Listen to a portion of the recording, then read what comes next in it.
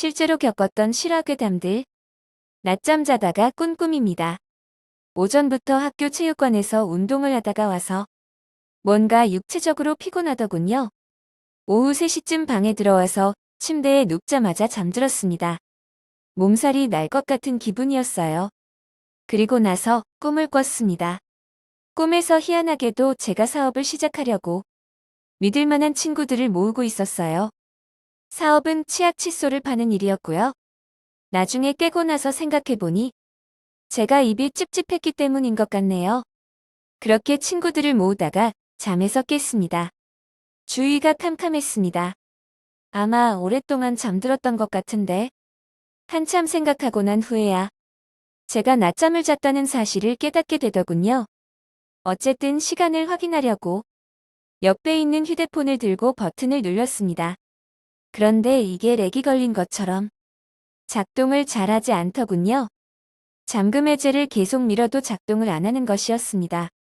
몇 번 시도하다가 잘 안 돼서 몸을 일으키고 휴대폰을 봤더니 갑자기 카메라가 켜졌습니다. 휴대폰의 방향이 제 방의 구석으로 향해 있었는데 방이 어두운데도 불구하고 마치 적외선을 켠 것처럼 방구석이 화면에 비춰졌습니다. 그리고 구석에서 웬 여자가 저를 바라보고 있더군요. 크게 움찔하며 저는 휴대폰을 떨어뜨렸습니다. 너무 무서워서 몸이 그대로 굳어버렸습니다. 하지만 워낙에 순간적인 일이라 잘못 본 것이라 생각하고 마음을 가라앉혔죠.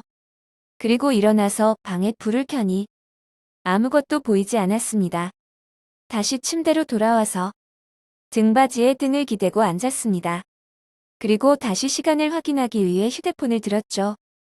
그런데 또 휴대폰이 잘 켜지지 않더군요. 신경질적으로 막 눌렀더니 다시 카메라가. 그리고 카메라에는 방구석에 있는 귀신이 비치고 있었습니다. 이번엔 확실하게 보이더군요. 미친 듯이 놀래서 다시 몸이 굳어버렸습니다. 팔을 들어 올리는 것조차 힘들고 온몸이 죄어오는 기분이었습니다. 더 무서운 것은 휴대폰을 다시 볼 때마다 귀신이 가까이 오고 있다는 사실이었습니다. 그리고 마치 저를 놀리기라도 하듯이 점점 무서운 얼굴로 변하기까지 했죠. 피투성이 얼굴로 변했습니다. 저도 모르게 점점 가까이 오는 귀신을 향해서 팔을 뻗었습니다. 너무 무서워서 그런지 반항을 하려고 했는데 주먹 끝에 뭔가가 닿더군요. 그래서 휴대폰을 내려두고 잠시 굳어있는 몸을 풀었습니다. 몸이 좀 풀리고 다시 한번 휴대폰을 들었더니 코앞에서 귀신이 저를 보고 있었습니다. 미친 듯이 주먹을 휘둘렀죠. 그런데 분명 가까이 있었는데도 불구하고 주먹 끝에 뭔가가 닿는 느낌만 들었습니다. 어쩔 줄 몰라 하고 있는데 불현듯 방의 다른 구석에도 뭔가가 있다는 느낌이 들었습니다. 휴대폰을 들고 그곳을 비추었더니 30대 중반쯤 되는 얼굴이 허연 아저씨가 천장에서 저를 보고 있었습니다. 방금 전에 여자 귀신과 달리 왠지 말을 걸어볼 수 있을 것 같다는 생각이 들어서 겁에 질린 목소리로 누구냐고 물었습니다. 남자 귀신이 저를 바라보더니 이거 특이한 놈이네. 말도 걸 수 있고. 라고 하더군요. 무슨 뜻인지 잠시 생각하는 사이 휴대폰에서 귀신이 없어져 버렸습니다. 방 여기저기를 비춰보며 찾았지만 찾을 수 없었습니다. 긴장된 상태에서 좀 더 둘러보다가 더 이상 찾지 못하고 휴대폰을 내리고 잠시 멍하니 있었죠. 그러다 현관 쪽에 있는 거울을 봤는데 제가 그 남자 귀신의 모습을 하고 있었습니다. 그러고 갑자기 눈을 떴습니다. 전 반듯하게 침대에 누워있고 눈만 뜬 상태였죠. 방은 어둡고 휴대폰을 확인하니 시간은 오후 8시. 한동안 무서워서 이불에서 나오지도 못했네요. 두 번째 이야기 90년대의 교통사고 목격담.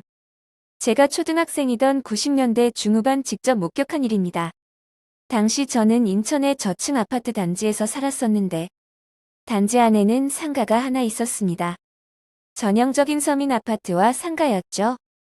상가 내부에는 여러 점포들이 있었는데 지금도 상당히 유명한 브랜드의 치킨 프랜차이즈점을 제 또래 아이를 둔 부부가 운영하고 있었습니다. 제가 그렇게 기억하는 이유는 그 집 큰아들이 저희 누나랑 같은 반 동창이어서 그 집 막내가 저랑 비슷한 나이였던 것 같기 때문입니다. 아무튼 사건의 주인공은 저와 비슷한 연령대의 그 막내딸인데 그때가 또 무지 덥던 날이었습니다. 한참 친구들끼리 자전거를 타고 아파트 단지를 돌며 더위를 식히고 있는데 그 상가를 지나는 시점에 뭔가 뿌직하는 큰 소리와 동시에 여기저기서 비명소리가 들렸습니다. 워낙 호기심도 많고 장난도 많이 치던 개구장이 시절이라 당연히 자전거를 탄 저와 친구 모두 소리가 나는 쪽으로 향했습니다. 뭔가 사람들이 웅성웅성거리고 어떤 아주머니들은 어떻게 하냐면서 울고불고 난리가 난 겁니다. 그리고 어린 나이에 못 볼 꼴을 보고야 말았죠. 나무 판자인지 뭔지로 대충 덮어놓은 건 그냥 딱 봐도 처참한 광경이었습니다. 근처 경비 아저씨께서 사람들이 충격받을까봐 해놨던 그냥 임시 조치였던 것 같은데 그 판자 속에는 그 치킨집 막내딸이 입에 픽업품을 물고 눈을 까뒤집은 채 머리 내수와 내장기관 등이 피랑 범벅이 된 채 있었죠. 너무 처참한 모습으로 누워 있었습니다.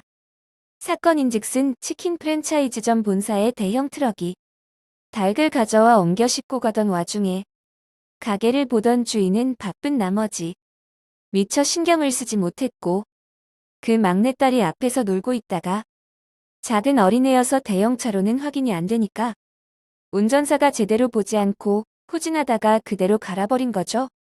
진짜 난리도 그런 난리를 본 적이 없었습니다.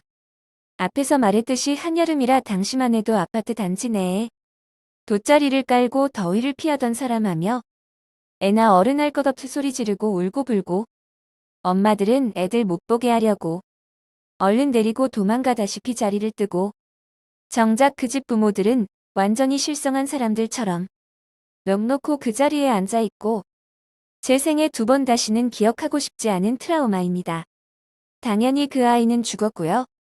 뭐 손 쓸 틈도 없었던 거죠. 그 집 부모들도 그 길로 장사를 접고 바로 그 동네를 떠났습니다.